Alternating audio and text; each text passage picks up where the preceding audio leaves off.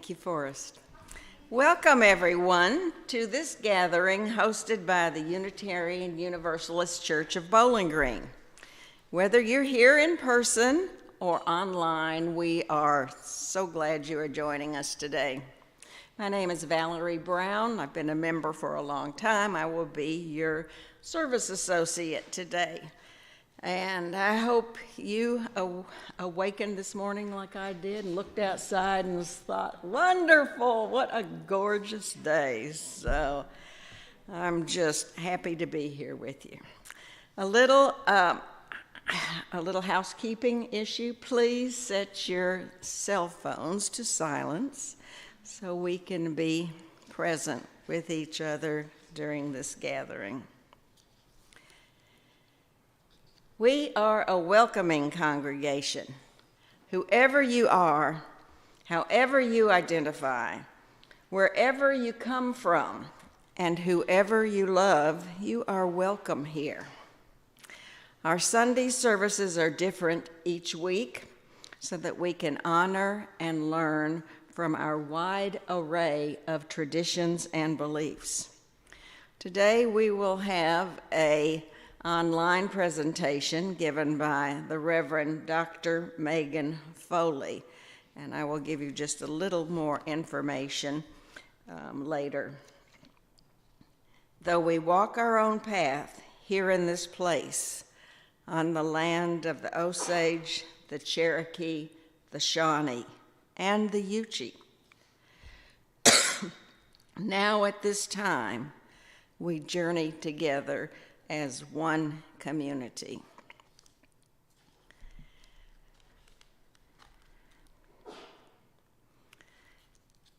As UU, the chalice represents the continuing journey for wisdom and love. This chalice is being lit all over the world today. So I will light the chalice for us this morning to start the service.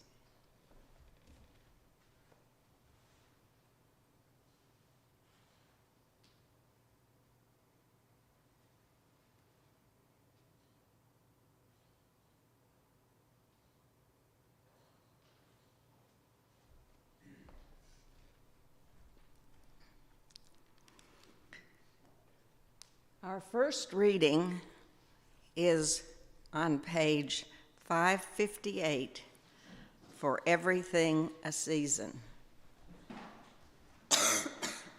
It's in the gray hymnal. Oh, perfect. Okay. The numbering is wrong. I didn't know where this was.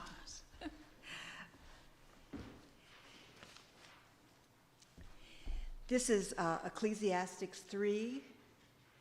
For everything there is a season and a time for every matter under heaven. A time to be born and a time to die. A time to plant and a time to pluck up what is planted. A time to kill and a time to heal. A time to break down and a time to build up. A time to weep and a time to laugh. A time to mourn and a time to dance. A time to throw away stones and a time to gather stones together. A time to embrace and a time to refrain from embracing. A time to seek and a time to lose. A time to keep and a time to throw away. A time to tear and a time to sow. A time to keep silence and a time to speak.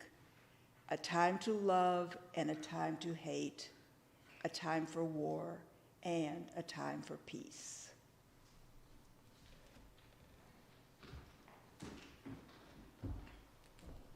Thank you. Our first hymn will be number 124.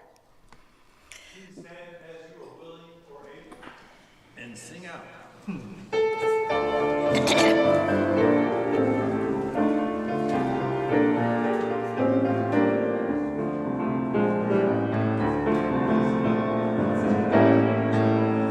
Got to do when the Spirit says do.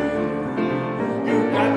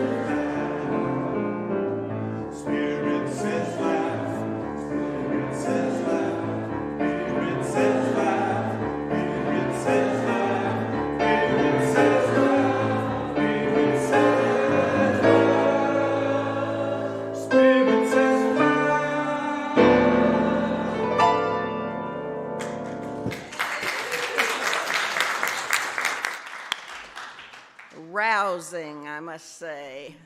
However, now it is time for us to have a few moments for meditation, reflection, and prayer. The singing bowl will lead us into silence. After the silence, you're invited to join in the song Spirit of Life. The words will be on the screen.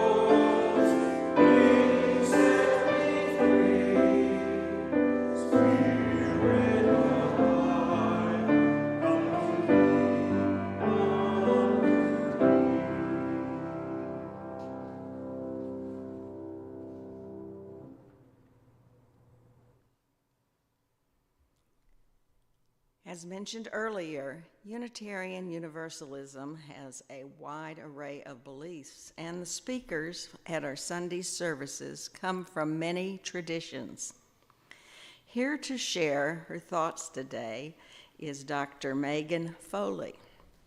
Before joining Central East Regional staff of the UUA, Reverend Foley served for 6 years as the minister of the Sugarloaf congregation, good name, huh, of Unitarian Universalists in Germantown, Maryland. Megan holds a Doctor of Ministry in Public Theology from Drew University, holds a Master of Divinity from Wesley Theological Seminary in Washington, D.C., and an MA in Sociology from the University of Connecticut. She was born in Oakland, California, and lived around the world before coming to live in Silver Spring, Maryland, with her husband, Neil, and their 2 sons. She brings expertise in small congregational life and focused ministries to the regional team.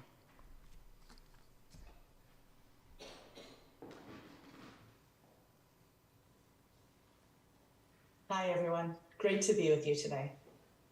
My name is Megan Foley, and I am a minister working for the Unitarian Universalist Association, supporting our congregations in these spectacularly weird times. I'm so pleased to be talking with you in this threshold moment when we've learned and endured so much. So much of what we're used to in congregational life has been broken down, and we're here together, looking ahead, ready to imagine what might be next for our religious lives and build it together. Despite all of the devastation our churches and our world has endured in these past few years, I nearly titled this sermon, "The Future's So Bright, I Gotta Wear Shades," after a song by Timbuk3 that was popular when I was in high school. That's a funny attitude to take in this day and age, I know. Let me tell you more about why I am enthusiastic about this next chapter of congregational life, no matter how tricky or complicated it might look right now. On my sabbatical last summer, I was lucky enough to spend a great deal of time in London and Scotland, studying some history, especially of the ways England colonized the various parts of the world that my people are from. You may have experienced yourself how interesting it is to be around these casually historical sites overseas, because they're so much older than American ones.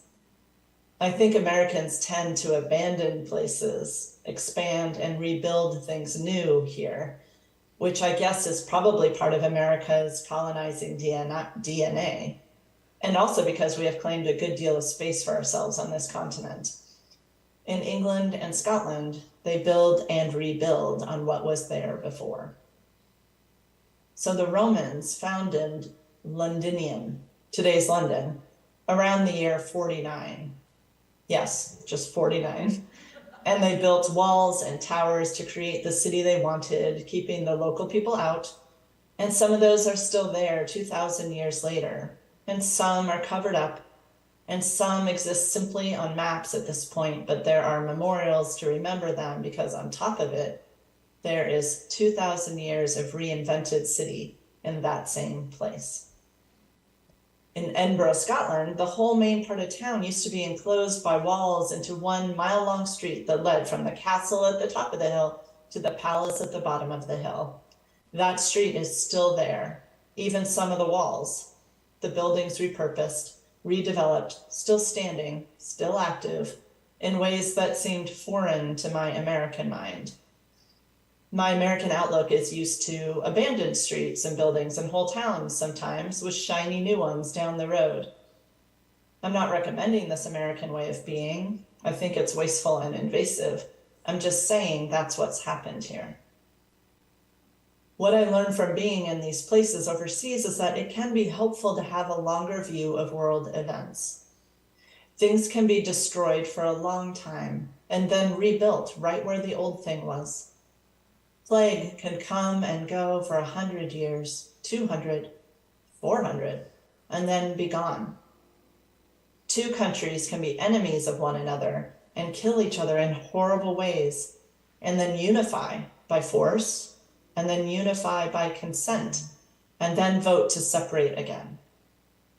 A whole continent can descend into an era so bad it's called the Dark Ages, and it lasts for centuries. But we're a long way away from those days now, no matter how bad they were. I guess what I'm saying is, things change. I'm not talking about this to take away from the pain of the last few years or the fear that you may feel about your congregation, the earth, our politics, our health, or our future. These are all significant concerns.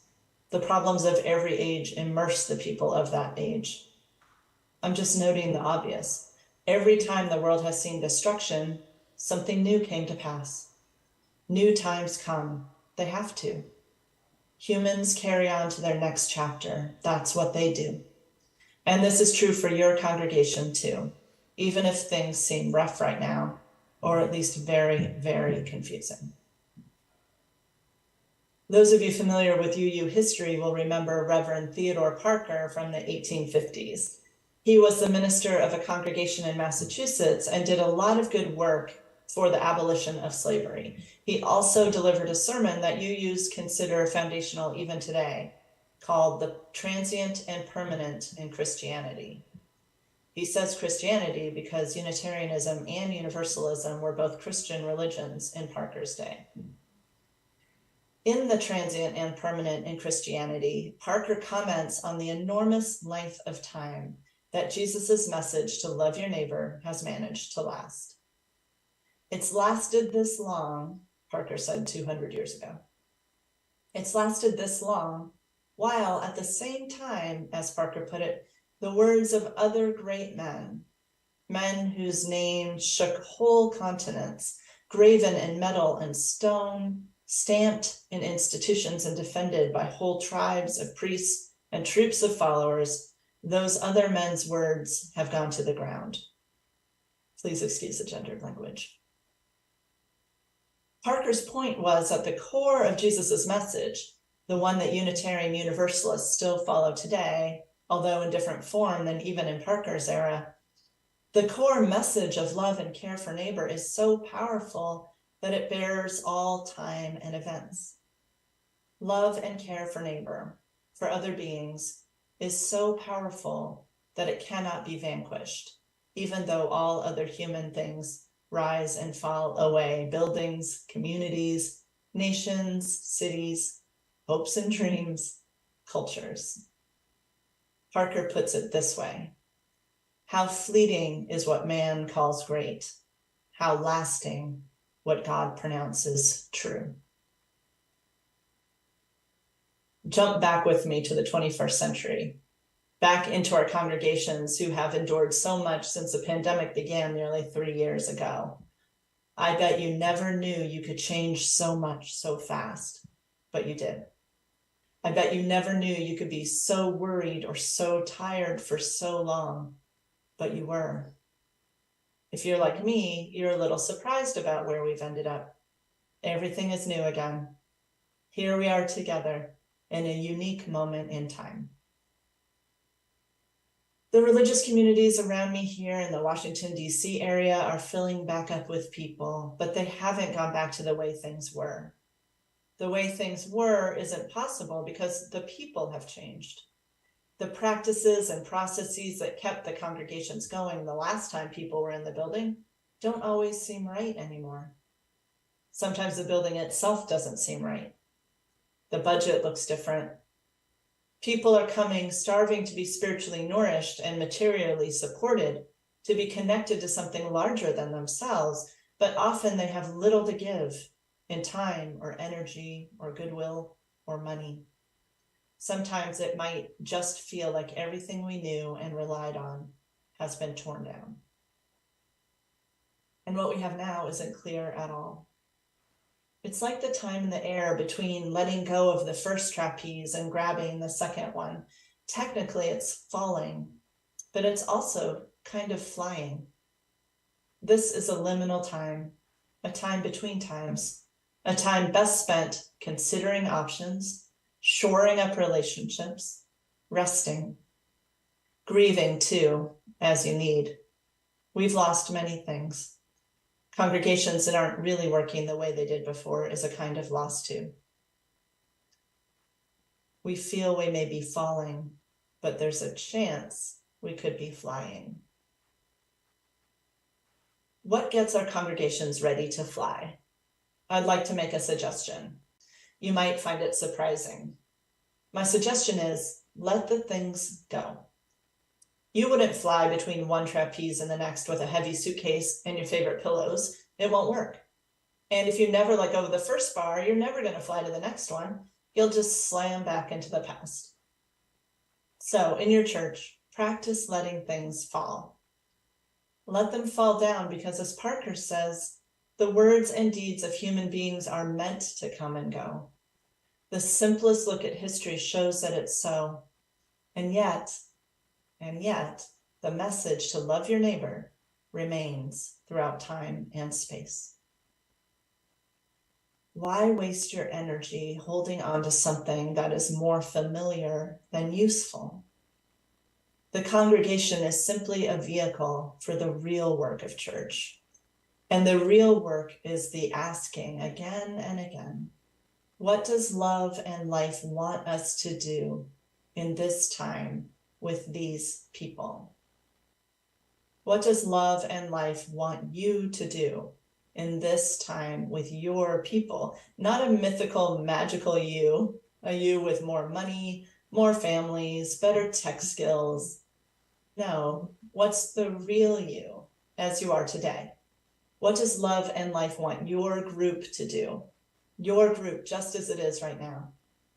What can you all do today, just as you are? It's you the world needs, the real you. It doesn't have to cost money. It doesn't need a building. It doesn't need a governance structure until it does. It doesn't need professional clergy. It needs you and your heartfelt response to the question, what does love and life want us to do in this time with these people? Here's some great news, and really why I'm pretty optimistic about this time we're in.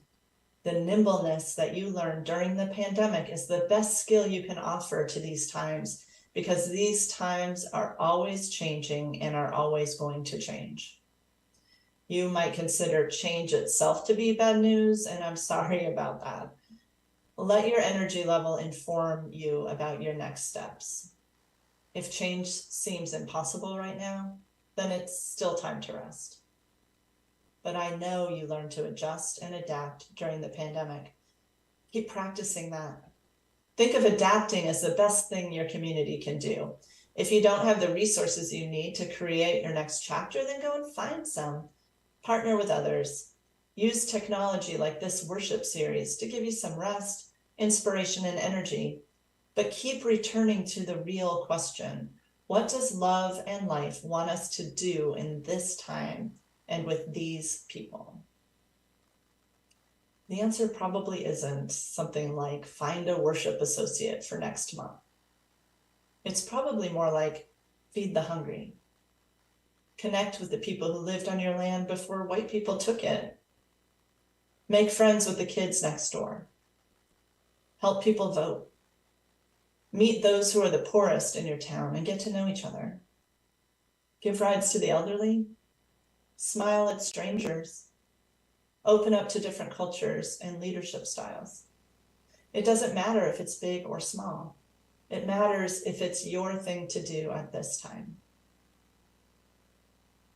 You may remember that 20th century theologian Howard Thurman once said that we should pick the work in the world that makes us come alive, because what the world needs most is people who have come alive.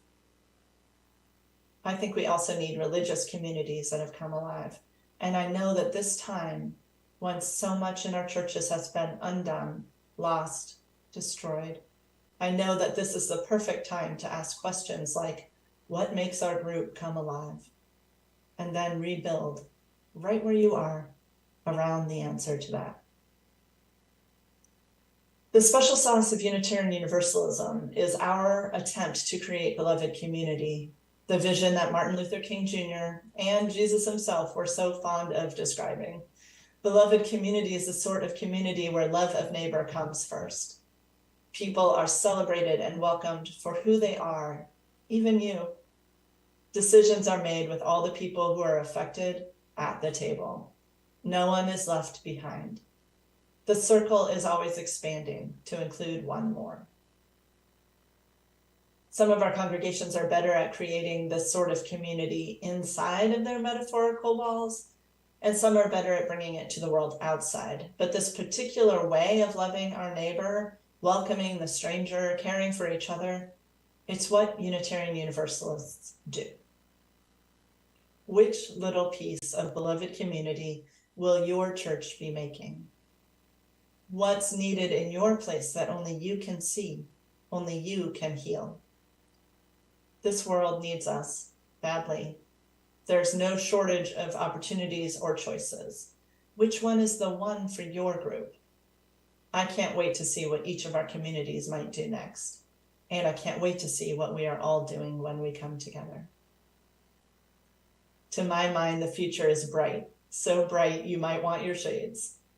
There is nothing now that needs to be in the way of your focus on what really matters, on what you are called to do.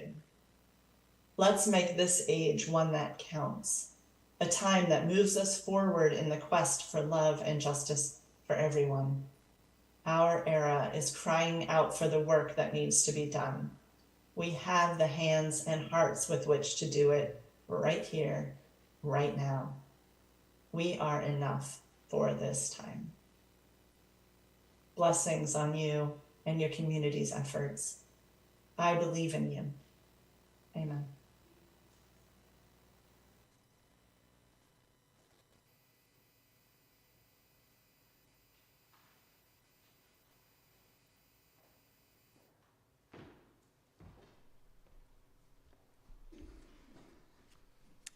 Found that to be wonderful. And as I look around this room and so many people that are involved with this church and a part of the beloved community, I see why she is optimistic and hopeful. We will have more discussion of this program, hopefully, in the fellowship hall after the service. We will now move to the offering for today. Today is our third Sunday collection, which will go to Blessings, a nonprofit thrift shop located off Russellville Road. This charity was chosen by our office manager, Cassie, who knows about their good works. The owner is Robin Davis, who says that individuals come not only for clothes and household items, but for prayer and encouragement. They are open Thursdays, Fridays, and Saturdays between 8 and 4, and are always accepting donations. They are in need at this time of winter items, especially men's clothing. Blessings also offers a food pantry and free showers, and therefore is helpful to our homeless community. Please help this organization as you are willing and able. Our greeters will be passing around the collection plate, and we will have some special music.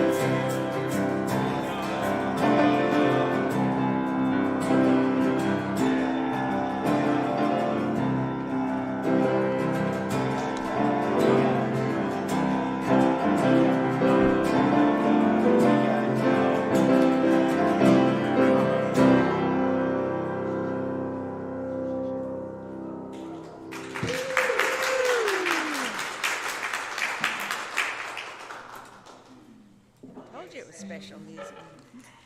We thank you for these gifts.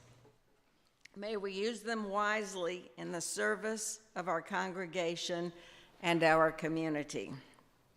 I'd like to take a moment to thank all of those volunteers who made this service possible today.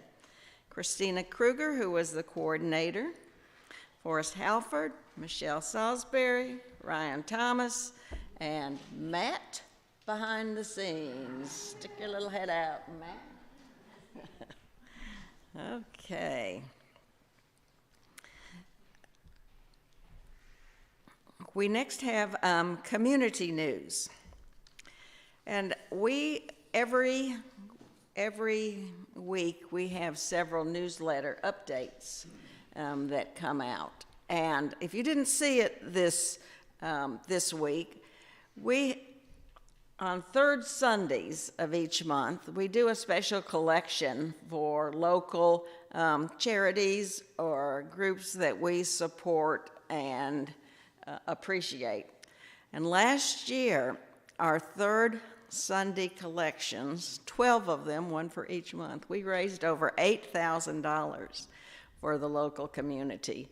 And I thought that was just a wonderful number, and I was just very proud of our congregation for their generosity to these local groups. The rest of the time, the offering helps support this congregation. So just so that you know what Third Sunday is about. We have a few more items of community news. Last night we had game night, which was lots of fun. I learned how to play junior Monopoly. Who'd have thought? You don't even go to jail. What a surprise. Also, we are signing up. We are having, if anyone is interested in reviving our Buddha Buddies group, I have some forms, some interest forms. So if you are interested, I have 10 copies, and please fill them out, or you can fill them out online. Along this line, on March 15th, on Wednesday, there's going to be a Buddhist monk. I'm not going to try to pronounce it, but he will talk about his experiences as a Buddhist monk, and this will be at the, it'll be on Microsoft Teams, or it will be at the SkyTech location. So there will be more about that in upcoming newsletters. So if you're interested in learning a little bit more about Buddhism and the Buddhism way of life, this is a great opportunity. So once again, please remember to remember the fellowship hall afterwards. We'd love to just have conversation, and there's good snacks, very good snacks, which Jeff takes care of. So we have lots. I see so many new faces and so many younger faces that don't have gray hair yet that I'd like to make sure to invite you to be part of this congregation. We would love to have you. You can speak to any of us gray-haired people, and we will be glad to talk with you and direct you in the area where you could serve or where you are interested. Finally, we have a fellow member who will be leaving us on Friday to go to Botswana. Jürgen Zernstein. He was a member, joined the church last year, and has just a wonderful message for us. And Jürgen, would you stand maybe and just say a few words about Botswana and the Peace Corps? So I was accepted to serve as a Peace Corps response volunteer in the economic development project as a specialist. So that is where my background was, and after retirement I wanted to serve and joined the church and got this opportunity to get to know a lot of you, and that's where I felt really very comfortable and home to my spiritual development and to my community. And community is a big part in Botswana. They are not as focused on individuals like we are. They are focused on the community. So the community needs to be well, then everybody's going to be well. It doesn't help if one individual is doing well, it necessarily does not translate in the community. So a lot of things I'm learning, and I expect to learn more in Botswana than they ever will learn from me. And I have no expectations what I can do. I have only one expectation: I will be changed. I don't know in what direction. I'm nervous and excited about it, but I want to thank you all for your support and for your good wishes, and, great. Thank you. Thank you.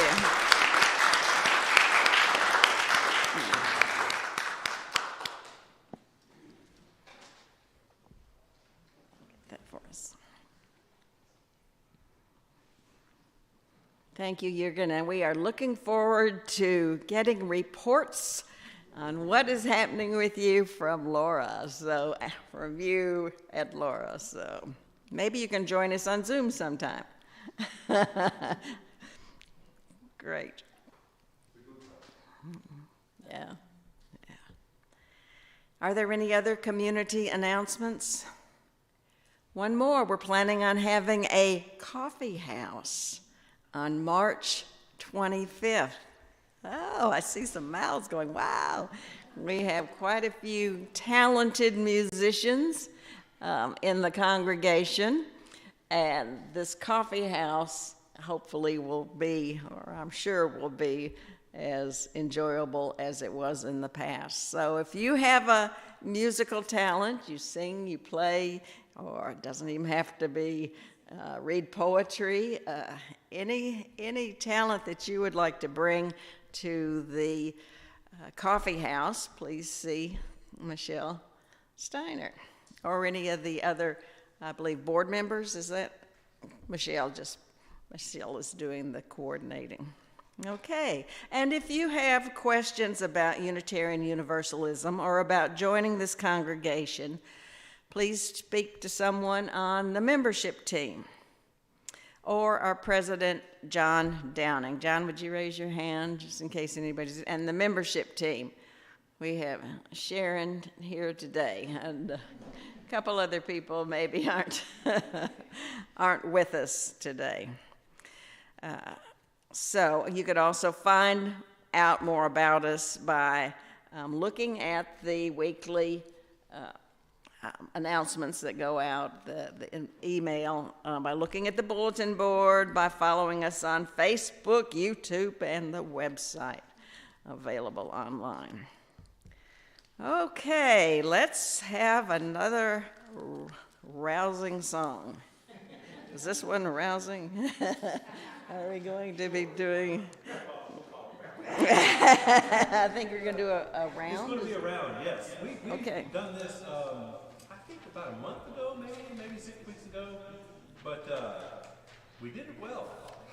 So I expect that again. We'll sing it through one time, and then we've got our people over here. You're with me. One is with you. There is love.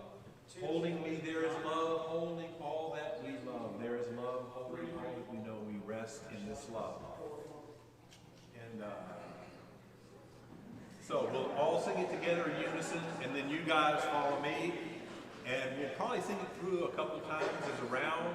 But instead of just stopping, we will go, we rest in this love. In this love. That's what it is, okay?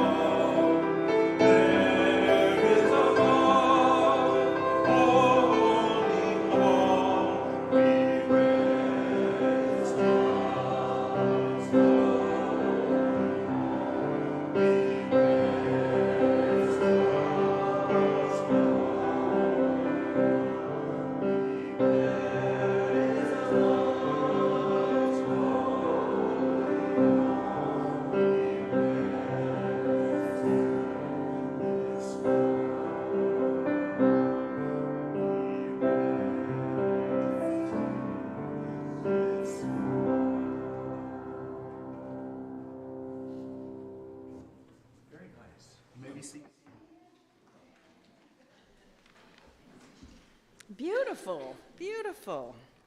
Our final reading will be given by Sharon Crawford.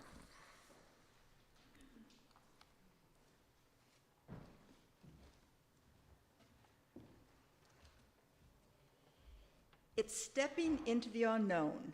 It's taking the road less traveled. This time reminds me of when you walk to the edge of all the light you have and take the first step into darkness of the unknown.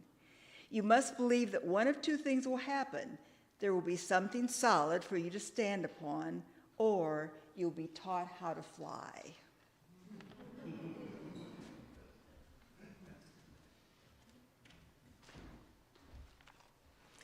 We now bid farewell to those who have joined us online. We hope you have found this service meaningful, and we invite you to join us again. Be well and go in peace.